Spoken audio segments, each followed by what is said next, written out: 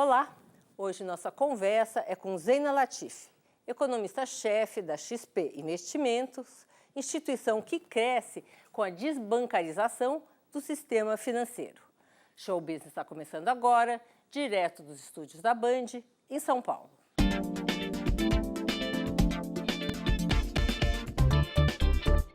Ela é uma das mais respeitadas economistas da atualidade.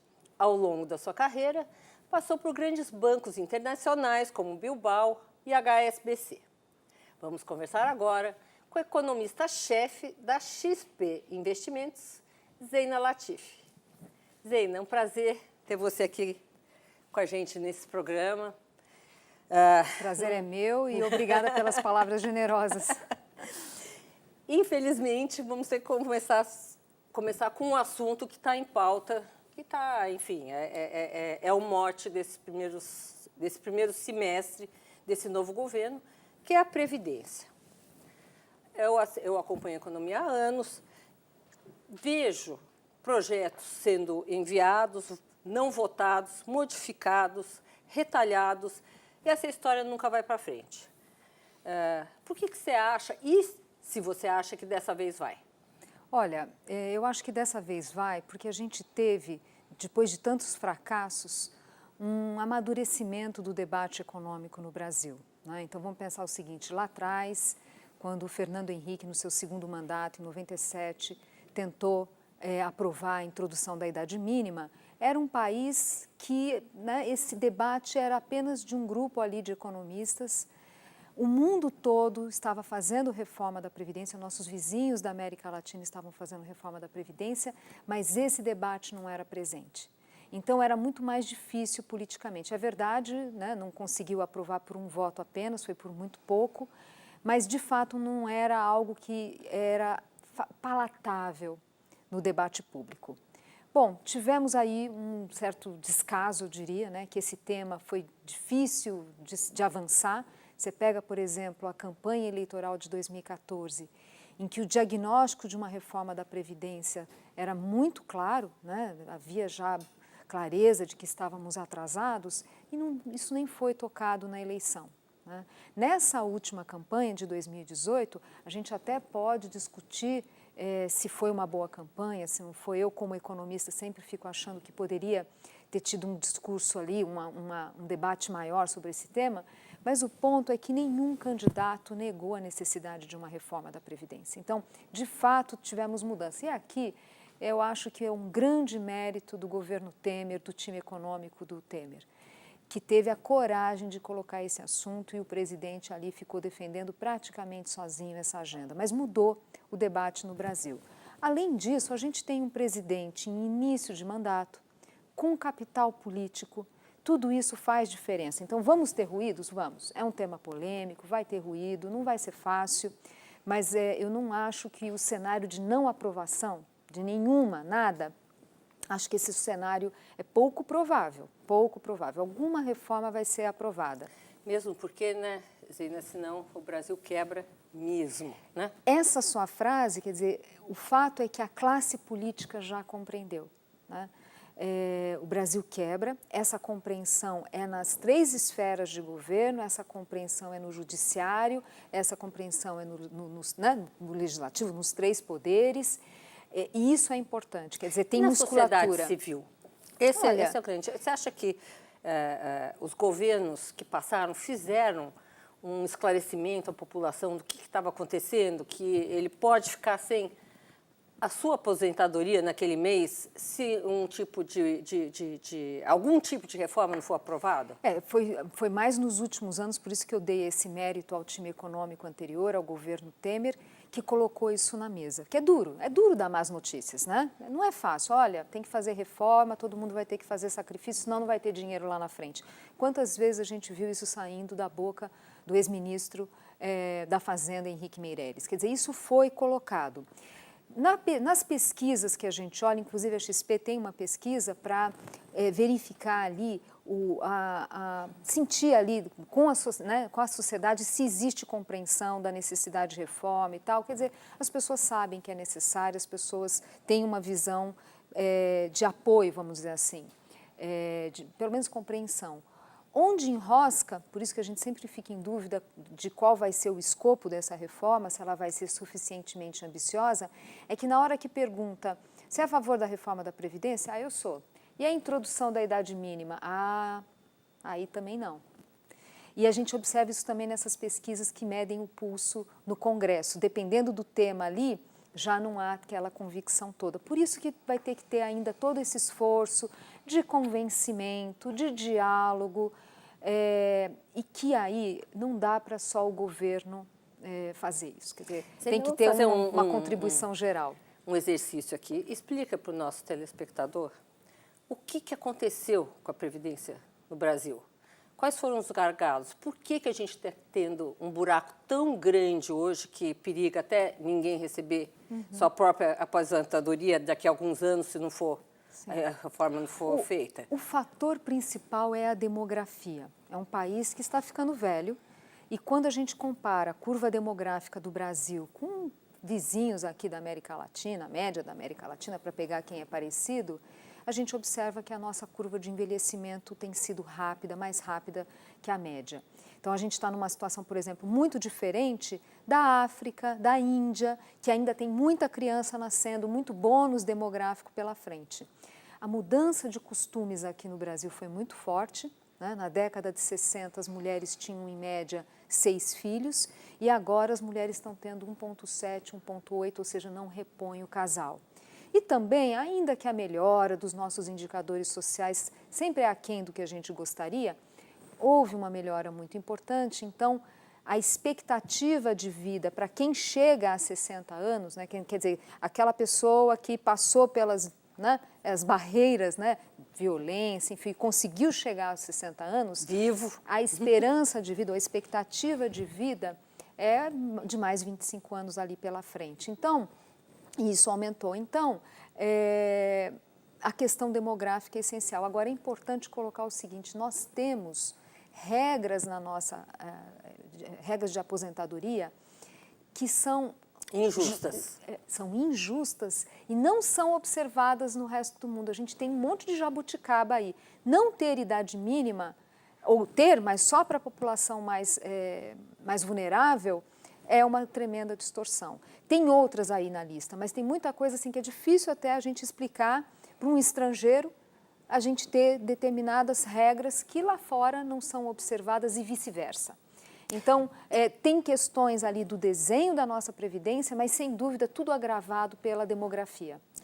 Mas essa questão da aposentadoria dos servidores públicos ser tão diferente, existe uma coisa, é uma aberração se você compara com a aposentadoria de um cidadão brasileiro comum. Como é que se deu essa aberração e como você tem esperança que isso mude? Olha, a ideia de ter, por exemplo, regras que regem o funcionalismo, estabilidade, esses benefícios tributários, a gente observa em alguns países coisas assim. Quer dizer, parecidas, né? Que é uma forma, da mesma forma militares, que é uma forma, no caso do funcionalismo, para conseguir atrair talentos e em salários, em remunerações que não sejam inviáveis, para o orçamento público. Aqui no Brasil a gente acabou pecando, acho que exagerou nesses benefícios e nem pode dizer que os salários do setor público, em média, claro, tem estados em que ajuste fiscal foi feito, então, mas de uma forma geral, os salários são bons, comparativamente à iniciativa privada. Você pega uma pessoa exercendo a mesma função no setor privado e público, não dá para dizer que o setor público é mal remunerado, pelo contrário. E tivemos ao longo dos últimos anos, não da gestão Temer, mas nos governos anteriores, uma política agressiva de ajustes. Então, de fato, a gente ficou com o pior dos mundos. Agora, teve a reforma da Previdência do setor público em 2003, ali na gestão do Lula, que mudava as regras para quem estava ingressando. Então, mesmo dentro do setor público, o retrato ele não é homogêneo, dependendo, se você está mais tempo no serviço, entrou antes de 2003, aí sim tem a integralidade, e aí pesa muito nas contas públicas. Olha, toda a sinalização, isso eu acho muito positivo quando a gente vê o próprio presidente falando, olha, todos vão ser impactados, e tem muita, acho que opinião pública indo nessa linha, a imprensa apontando, o papel da imprensa que é essencial. Eu acho improvável não ter mudança alguma, né? Eu digo até para a regra de quem ingressou antes de 2003. Acho muito improvável. Os que ingressaram antes de 2003 vão ter seus direitos respeitados, é isso? Olha, eu acho que a tendência é ter alguma regra de transição, mas entra aquela discussão de direito adquirido, se é ou não é, ou para ser adquirido, enfim, tem uma discussão técnica aqui, mas eu acho que vai mexer essa regra, acho que alguma transição vai ser proposta. A gente ainda não sabe, é claro, né? Provavelmente vamos ter reações contrárias de corporações, vamos ter reação contrária do funcionalismo, mas eu acho que é possível, sim, alguma flexibilização. Acho que está na hora, inclusive porque vai ser muito difícil você fazer o diálogo com a sociedade, de explicar que as regras do setor privado vão mudar, sem deixar claro que vai mudar também para políticos, para todo o funcionalismo. Então, isso é muito importante. A sociedade não vai aceitar só o setor privado pagar essa fatura. Que foi, historicamente, é o que acontece no Brasil, né? Muitas vezes. Bom, a capitalização da Previdência, o que você pensa desse sistema? Porque existe aí uma dúvida se isso vai ser introduzido ou não. Olha, aqui me apoiando muito, inclusive, no que os especialistas falam, né? Você pega o professor Zilberstein, da USP, Paulo Tafner. Seria importante introduzir, de alguma forma, para pensar num horizonte de longo prazo, que a gente tem tanta transformação no mercado de trabalho, né? Nas formas de contratação, e que precisaria introduzir para dar consistência de longo prazo. Aqui o dilema é que se você faz um ajuste, né, a introdução da capitalização muito rapidamente, quer dizer, já colocando para quem está, por exemplo, hoje na ativa, é impossível financiar. Então, indo para o limite, assim, hoje a gente introduzir a capitalização, não tem como financiar, por quê? Porque hoje quem trabalha está pagando contribuição para pagar as pensões e as aposentadorias de quem já está inativo. O que a gente chama, usando aqui o termo técnico, né, o passivo atuarial da nossa Previdência, está na casa de 230% do PIB. Então, quer dizer, se você hoje resolver introduzir a capitalização e aquilo que você contribui é para você, quem que vai pagar as pensões de quem está inativo? O déficit explode. Daí você vai ter que pensar, não, então vamos emitir títulos, fazer um fundo, quem que vai comprar? Então, tem que ser algo realmente olhando o longo prazo. É claro que se for muito diluído, aí não vai gerar o resultado necessário, né? Mas, enfim, tem que tomar cuidado com a dosagem. Zeina, só para fechar aqui o tema Previdência, de uma maneira simples, se você pudesse explicar para o nosso telespectador, escolhe os pontos principais que precisam ser aprovados e a consequência desses pontos, de uma maneira assim... Tá. Olha, sucinta. Em função do fato de estarmos envelhecendo, sem dúvida precisamos introduzir uma idade mínima.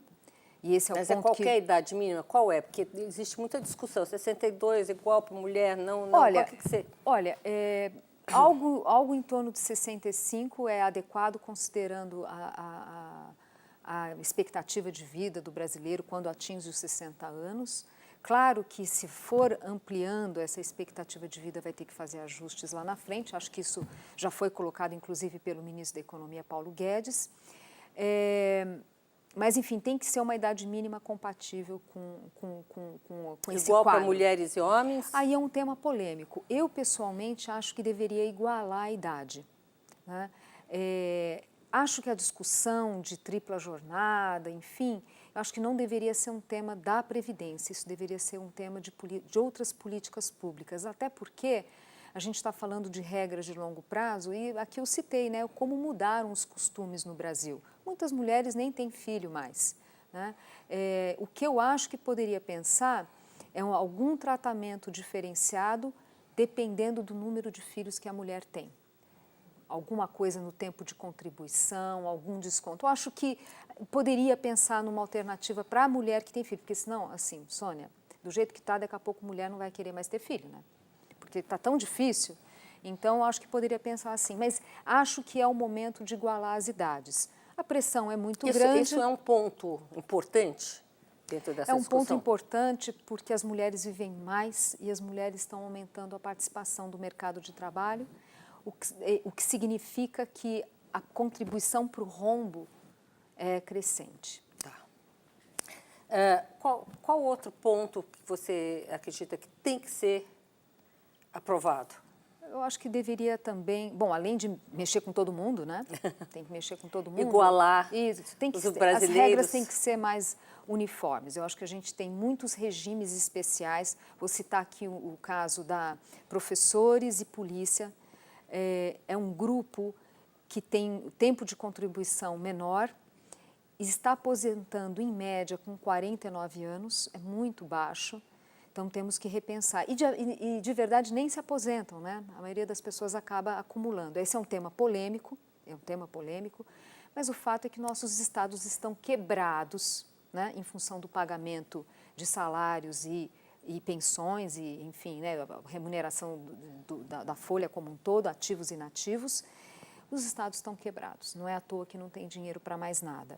Então, a gente está envelhecendo os funcionários públicos também, né? E, finalmente, a questão de poder acumular benefícios, que é uma distorção também, né? A pessoa recebe um benefício, a pensão do marido, mais a sua aposentadoria, enfim. Tem que colocar um teto para essa possibilidade de acumular benefícios. Então, tá, vamos aqui, vou te interromper um pouquinho.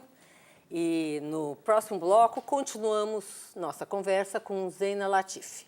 Show Business volta já já.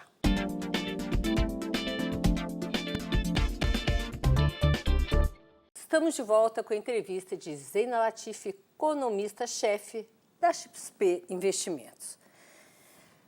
Zeina, o que você espera desses anos de governo Jair Bolsonaro / Paulo Guedes? Olha, Sônia, não está clara ainda a agenda econômica do pós-reforma da Previdência. Não está claro. A reforma da Previdência é essencial? Todo mundo já sabe disso. Sem isso, o Brasil colapsa. Daí a gente vai ter inflação subindo, a gente vai ter taxa de juros, que foi tão difícil o trabalho para trazer para esses patamares, a gente vai perder esse esforço. Mas não é a reforma da Previdência sozinha que vai conseguir fazer o país voltar a crescer. Então, no passado, a gente conseguiu mais ou menos acompanhar o mundo, na gestão Fernando Henrique, na gestão Lula. Com a Dilma, a gente perdeu o caminho de casa, quer dizer, saímos totalmente dos trilhos, o mundo foi e a gente teve a mais grave recessão da nossa história, eu acho que foi depressão, na verdade. Com o Temer, a gente teve de novo a política econômica voltando para os trilhos, um ajuste importante, mas ainda não temos crescimento. Por quê? Foram muitos anos de retrocessos institucionais, muitos anos que as empresas investiram muito pouco, os indicadores de educação praticamente estagnados, principalmente para o ensino médio. Então, nós temos um país que, em função desses gargalos todos estruturais, bom, questão da infraestrutura, né, claro, se você tem um país tão confuso, a infraestrutura acaba sendo frágil também. Então, é possível, é provável, eu diria, que o nosso potencial de crescimento, quer dizer, aquilo que a gente dá conta de crescer, dado o estoque de capital, a qualidade da mão de obra, enfim, a tecnologia, é possível que esse potencial de crescimento esteja abaixo de 2%.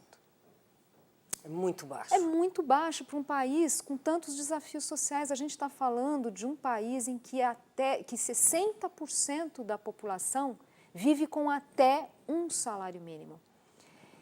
É um país pobre, não dá para a gente crescer tão pouco. Né? Tem né, um grupo muito vulnerável na sociedade. Então, precisa acelerar esse crescimento e voltar a acompanhar o mundo, pelo menos. O mundo cresce 3,5%. Precisamos dar continuidade às reformas estruturais que já foram iniciadas no governo passado, acelerar, colocar na conta também a questão da educação, porque com uma mão de obra que não sabe matemática, não sabe interpretar um texto, o mundo discute indústria 4.0 e aqui os nossos jovens não sabem matemática. Como é que a gente vai concorrer? Então, não é só a Previdência, a gente tem que melhorar o ambiente de negócios no Brasil e aqui eu acho que a medida prioritária é a reforma tributária. Mas fora a reforma tributária, você não acha que a confiança é um fator predominante nessa retomada para a gente conseguir deslanchar? Sim, se você me permite, só queria fazer um breve comentário sobre a tributária. Você tem razão de ficar preocupada e eu também fico, porque eu vi esse tema crescer nos últimos anos, mas por isso que eu falei, ainda não está clara a agenda do governo. Algumas coisas estão sendo colocadas, mas realmente o desenho não está claro. E essa é uma batalha dura, né? Porque todo mundo que se beneficia de alguma isenção, de alguma regra especial e paga menos imposto que a média, na hora que ou você... está no Congresso ou influi no Congresso. Exatamente. O setor privado reage, fala, mas vai mexer no meu? Né? Esse país tão difícil não pode. Então, não é uma batalha fácil. As pessoas, às vezes, acham que é uma questão de vontade política.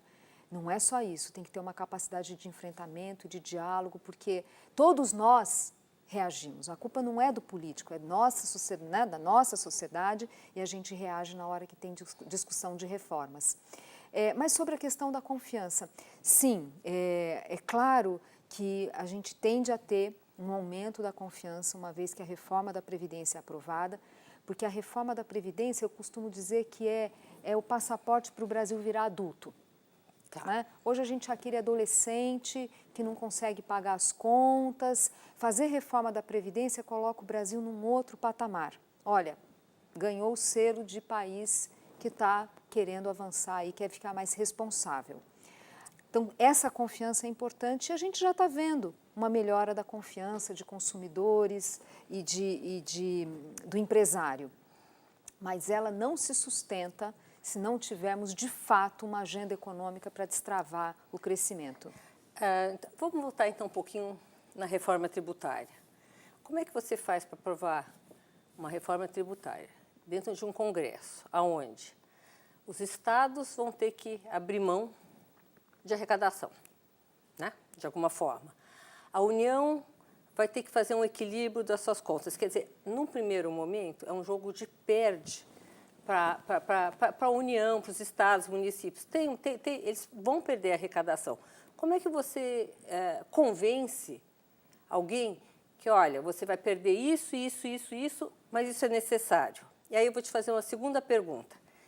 Será que é preciso que o Brasil realmente quebre para as pessoas se conscientizar que as reformas têm que ser feitas?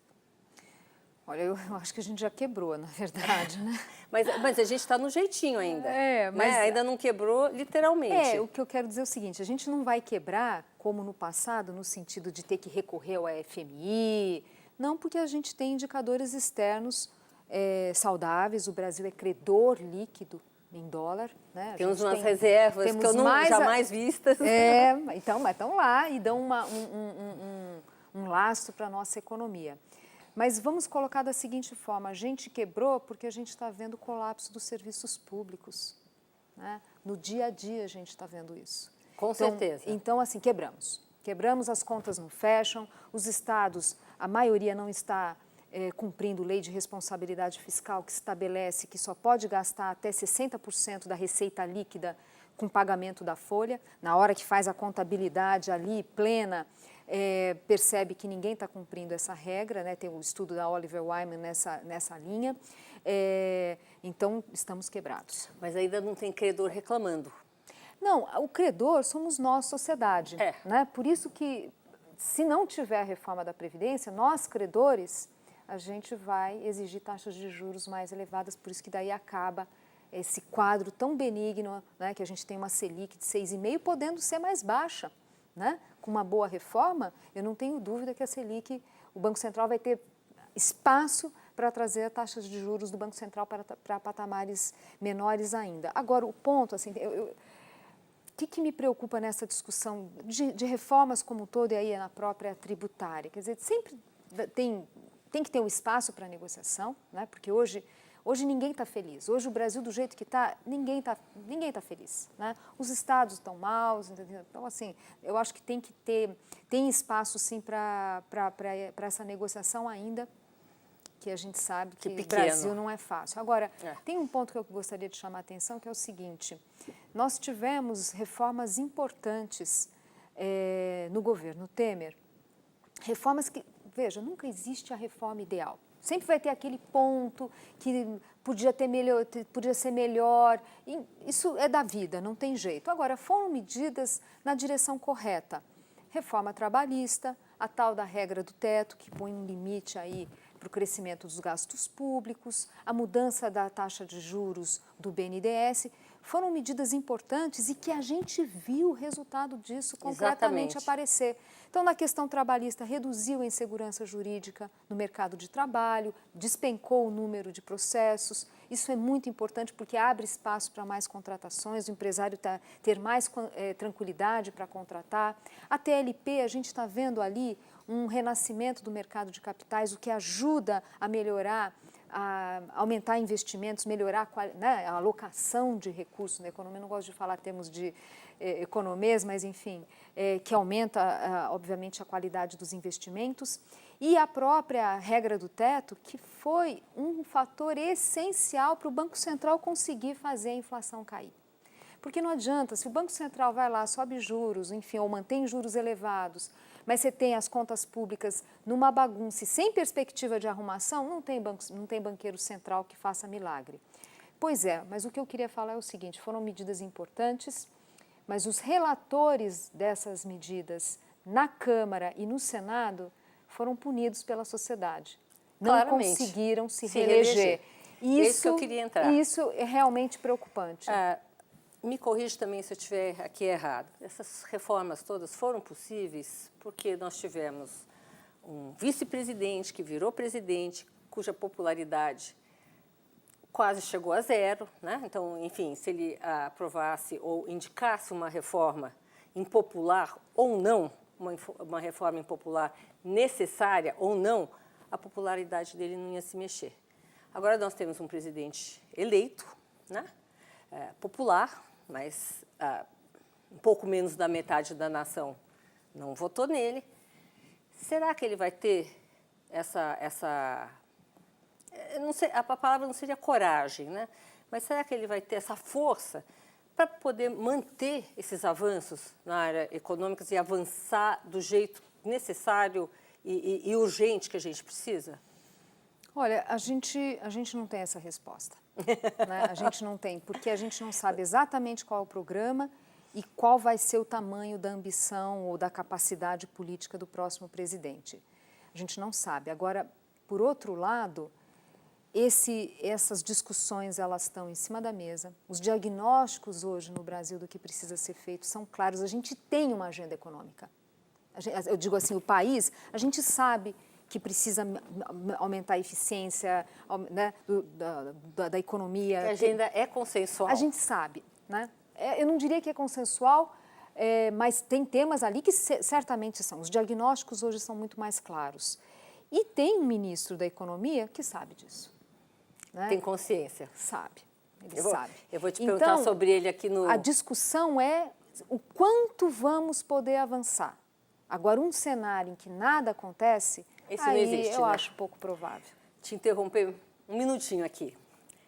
Gente, no próximo bloco tem mais conversa com o economista Zeina Latif.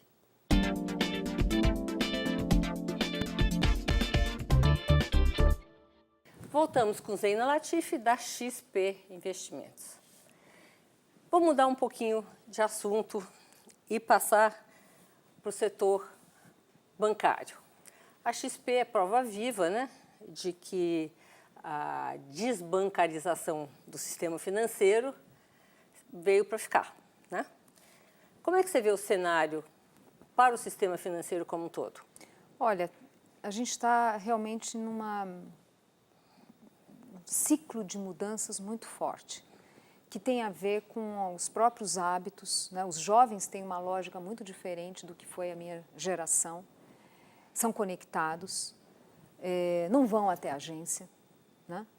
Então, tem uma questão que é de uma geração que impulsiona.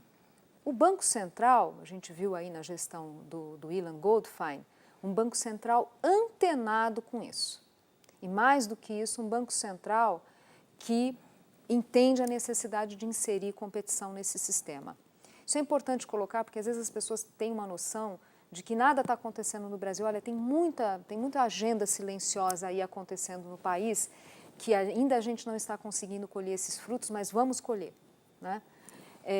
A outra coisa é que o modelo de negócios dos bancos, de fato, é uma estrutura cara, pesada. A gente tem as regulações muito fortes ali no setor bancário. Nem estou dizendo que, não estou fazendo defesa se é melhor isso, se é pior. Isso nos blindou, por exemplo, de uma crise, né, do contágio da crise mundial lá de 2008, 2009. O Brasil foi tomado como referência de país com regulação bancária sólida, mas tudo na vida tem um custo, né? O que significa que a estrutura é cara, né? Os bancos têm que ter um capital elevado ali para funcionar, isso custa caro. A gente tem um país com muitas regras, com muitas mudanças de regras, e isso obviamente pesa na estrutura bancária. A gente tem o tal do crédito direcionado, que faz, se uma parcela da população tem, ou linha de crédito que é subsidiada, alguém está tendo que cobrir, isso pressiona o custo do crédito no Brasil.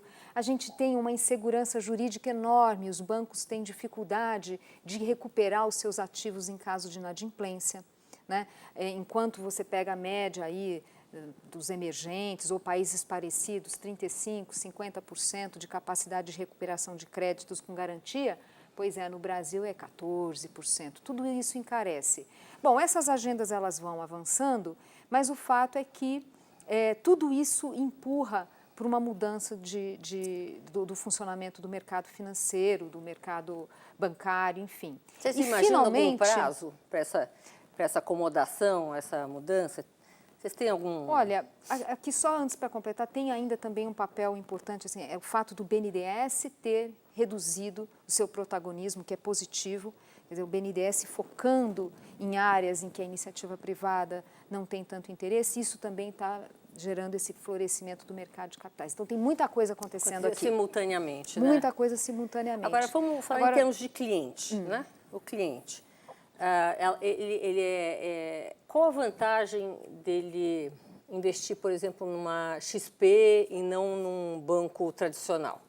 Olha, aí eu não vou querer ficar fazendo marketing, mas assim, o que acontece com a XP e outras plataformas é que você pode acessar né, um conjunto enorme de produtos financeiros. Então, você pode investir num determinado fundo, num determinado papel de uma empresa. Assim, o tamanho, né, o leque de opções é enorme.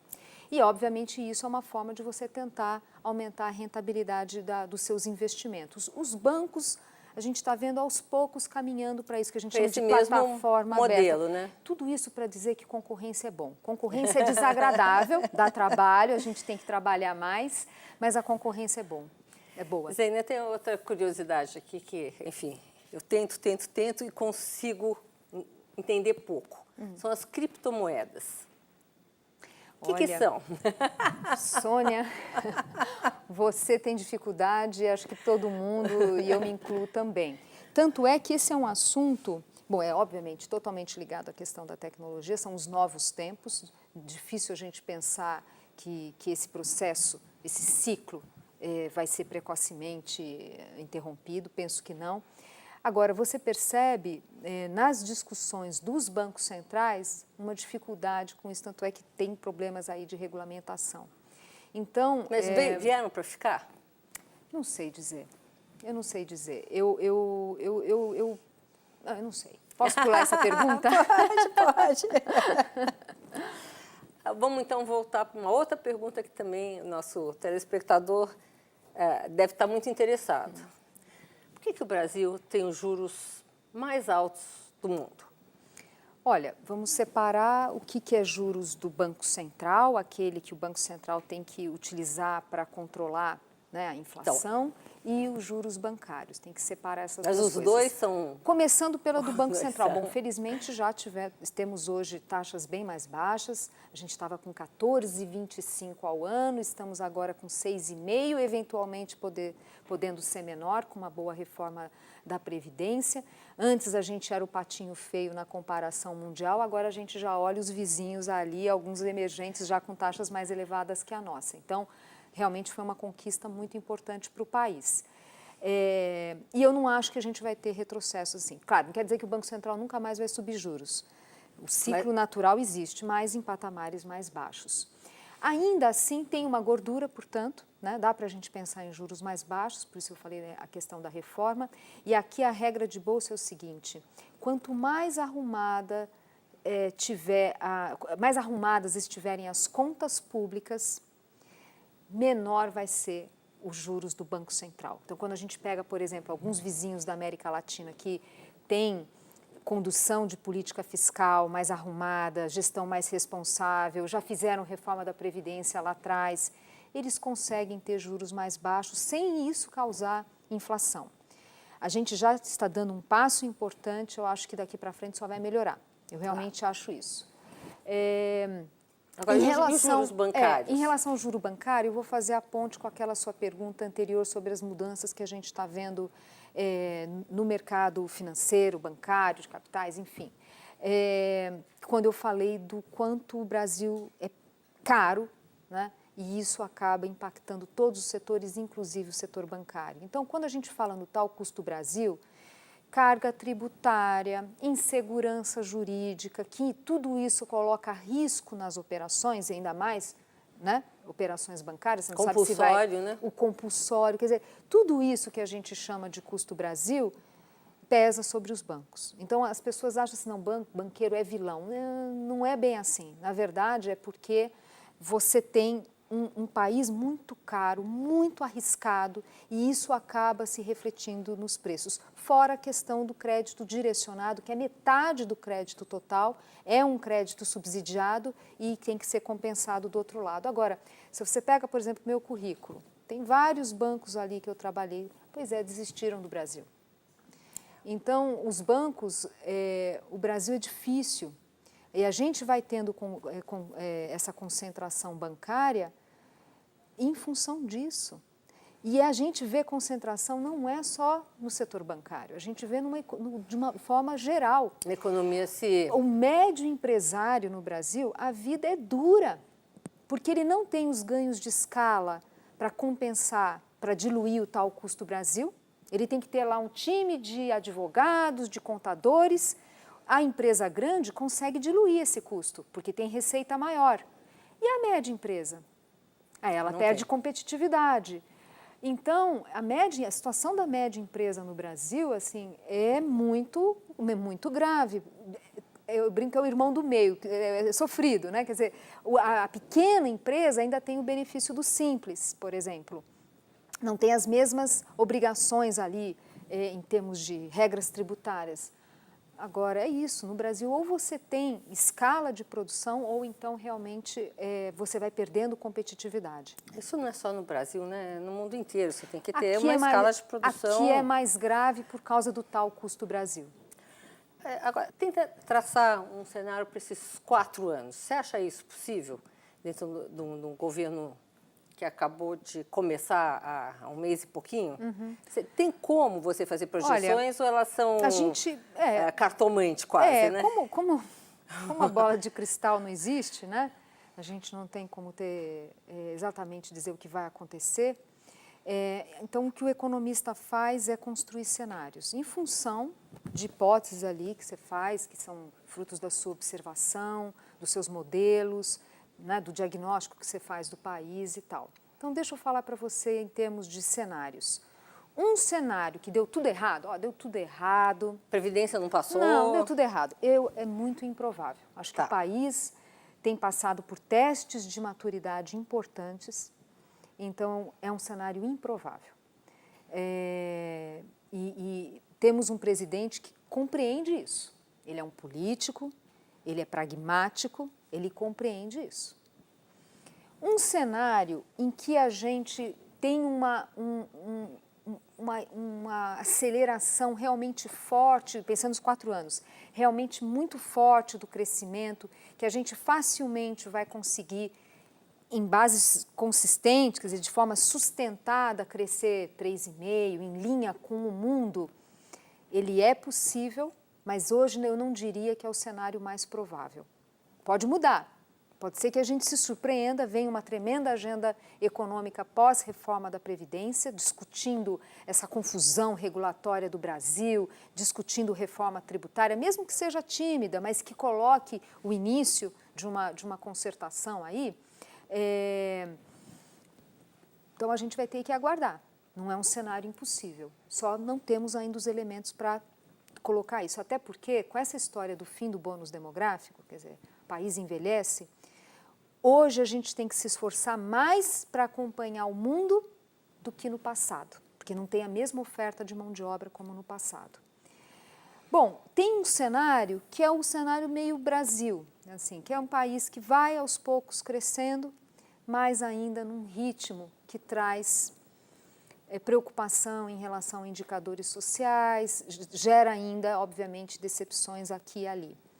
Esse cenário, ele, obviamente, o risco é concreto, quer dizer que a gente vai no caminho certo, a gente faz reformas, vai no caminho certo, mas ainda não numa velocidade que a gente consegue superar a herança do governo Dilma, terrível herança. Foi uma desestruturação muito importante se colocar isso, foi uma desestruturação muito forte do sistema produtivo no Brasil.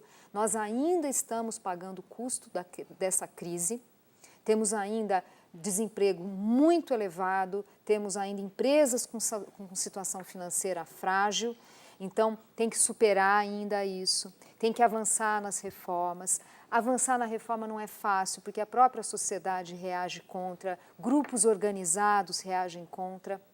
Daí tem que essas reformas se materializarem em um ambiente, né? Porque não é que você faz a reforma e no dia seguinte o país mudou. Você tem um prazo, um tempo necessário de adaptação. Você vê, por exemplo, a reforma trabalhista. Ainda, né, ela já traz benefícios, mas ainda aquém do que se imaginava, porque demora um tempo, tem questões ainda sendo questionadas e tal. Então, em função disso, a gente tem que lembrar que o Brasil é um país difícil, né? E que a gente tem que ter um otimismo, mas com um pé no chão, um otimismo cauteloso. Eu vou completar aqui com você, que nosso tempo que está acabando. Nós temos um povo muito pacífico, né? E muito, de certa maneira... Você não acha que mudou já isso? Com os protestos? Menos, né? Tem os protestos, mas não tem uma coisa mais agressiva como existem nos outros países. Pelo menos eu não, isso comparativamente registro, né? Eu concordo. Então, aqui para terminar, só é um gesto de esperança, gente. Olha, rezem também, porque vai ajudar, tá? O Show Business de hoje termina por aqui. Eu, Sônia Raci, tenho um encontro marcado com você na próxima semana, aqui nos estúdios da Band, em São Paulo. Até lá!